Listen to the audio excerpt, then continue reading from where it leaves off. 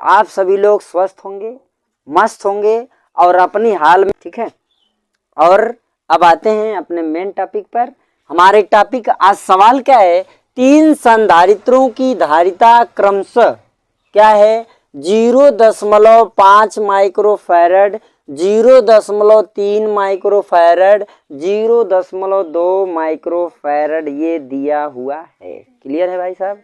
अब आगे चलते हैं। न्यूनतम बोले तो कम से कम। क्लियर है। अधिकतम बोले तो अधिक से अधिक। ठीक। इसको किस किस प्रकार संयोजित किया जाए, मतलब बोल रहा है कि किस प्रकार से जोड़ा जाए कि न्यूनतम आ जाए, किस प्रकार से जोड़ा जाए कि अधिकतम आ जाए। क्लियर है। ध्यान से समझे। जब इसको यहां पर ध्यान दे, ये प्रतिरोध नहीं है, ये क्या है, धारिता है। धारिता को ध्यान समझना, धारिता को गौर से समझिएगा। धारिता को क्या करेंगे, जब श्रेणी क्रम में जोड़ते हैं। किस क्रम में, श्रेणी क्रम में जोड़ते हैं तो क्या होता है जी, जब इसे श्रेणी क्रम में जोड़ेंगे तो मान कम आएगा, मान न्यूनतम आएगा। समझिएगा ध्यान से, मान क्या होगा, न्यूनतम आएगा श्रेणी क्रम में जोड़ेंगे तब, क्योंकि श्रेणी क्रम में 1/c होता क्या है, क्या होता है, 1/c1 + 1/c2 + 1/c3। ये श्रेणी क्रम में होता है, ये श्रेणी क्रम का फार्मूला है ना, तो न्यूनतम आएगा ही। जब इसे किस क्रम में, समांतर क्रम में जोड़ेंगे, समांतर क्रम में क्या करेंगे, जोड़ेंगे ना, तो ऐसी हालत में क्या होगा, इसका मान अधिकतम आएगा। क्या आएगा जी, मतलब समझ रहे हो। प्रतिरोध में इसका उल्टा होता है, प्रतिरोधों को जोड़ेंगे अगर श्रेणी क्रम में तो मान अधिक आएगा, प्रतिरोधों को अगर जोड़ेंगे समांतर क्रम में तो मान कम आएगा। क्लियर है। लेकिन यही अगर संधारित्र को हम जोड़ते हैं ना, संधारित्र को अगर जोड़ते हैं किसमें, श्रेणी क्रम में, तो मान क्या आएगा, समझे बात।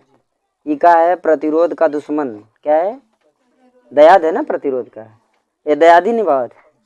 वो क्या कही, अगर तू 1 कदम चलेगा तो मैं 3 कदम चलूंगा, तुमसे आगे मैं रहूंगा। तो हाई क्या कर रहा है, प्रतिरोध कह रहा है इससे, किससे, संधारित्र से। अगर तो श्रेणी क्रम में कम रहेगा तो मैं श्रेणी क्रम में, तो ये क्या कर रहा है, अगर तो समांतर क्रम में कम रहे ना बाबू, तो मैं समांतर क्रम में तो से आगे रहे। ठीक है। दयादी में अक्सर होता है, अगर वो 1 तल्ला बनवाए तो सामने वाला 2 तल्ला बनवाए कि ना, बनवाते हैं ना, सामने वाला 1 तल्ला तो सामने वाला, ऐसा होना चाहिए, ये करना चाहिए, ये अच्छी चीज है ना। ये ना कि सामने वाला 1 अखिया फोड़ तो अपन दोनों अखिया फोड़ ला, ऐसा नहीं होना चाहिए, ये गलत है कि नहीं। सामने वाला 1 गलती कर रहा है, तुम भी जाकर 2 गलती कह दो, ये गलत है। लेकिन अगर सामने वाला 1 बनवा रहा है तो तुम 2 बनवाओ, बनवाने वाला काम अच्छा है। चलो आओ, तो ये देखो, ये किसका दयाद है, किसका बोलो, प्रतिरोध का। प्रतिरोध का एकदम उल्टा। ठीक है। अब आओ, अब सवाल पे चला जाए। इस पॉइंट को नोट करो, आगे बढ़ते हैं। ठीक है। चलो देखो यहाँ पर, यहाँ ध्यान दीजिएगा, श्रेणी क्रम ना, श्रेणी क्रम, पहले श्रेणी क्रम में सवाल को लगाया जाए। देखो 1/c = 1/c1 का मान कितना दिया है, 0.5 फैरड। तो आप लिख सकते हैं 0.50, कोई दिक्कत नहीं है। ठीक है ना। हाई माइक्रो फैरड लिखा है, बाद में 1 का ढंग लिख लिया जाएगा, कोई डाउट नहीं।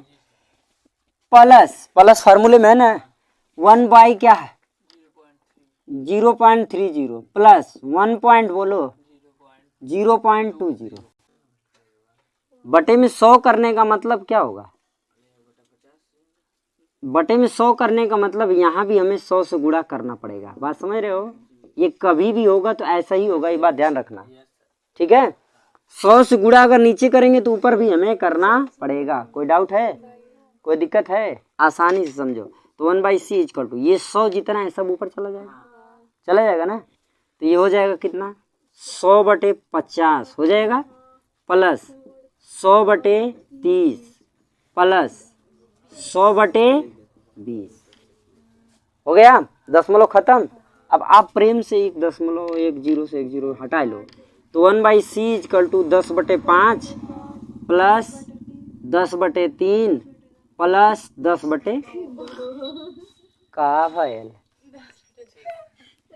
अब देखो ध्यान से समझो, इसका क्या करेंगे, एलसीएम निकालेंगे ना जी। इसका एलसीएम कितना आएगा बताओ, 30 आएगा। कोई दिक्कत है, 5 तिहाई 10 30 ठीक है। अब चलो इसका इसमें डिवाइड किया जाए, 3 बार जाएगा। अरे इसका इसमें डिवाइड करो 5 से 6 बार, 6 में प्लस। अब इसका इसमें जाएगा, कब बार जाएगा 10 बार। तो ये क्या हो गया प्लस, हाई कब बार जाएगा 15 बार।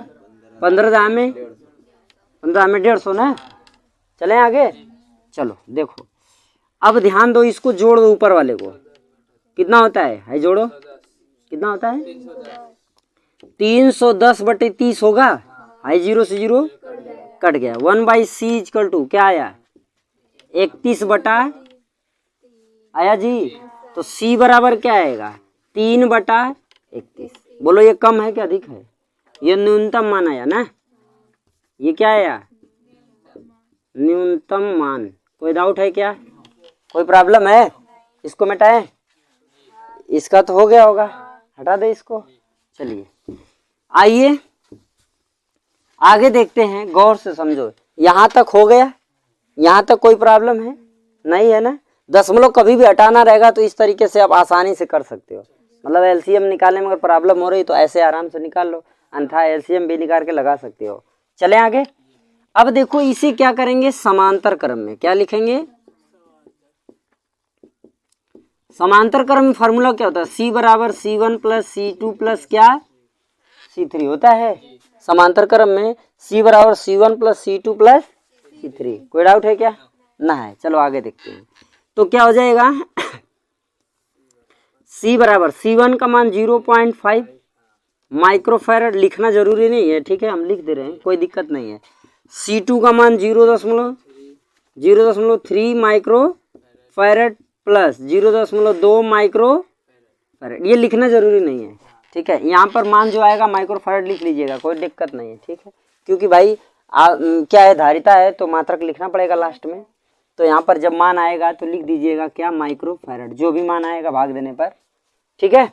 अब आओ देखो देखते हैं, इन सभी को ऐड करिए, कितना आएगा 2 3 5 5 10, यानी c बराबर का आया 10 आ गया।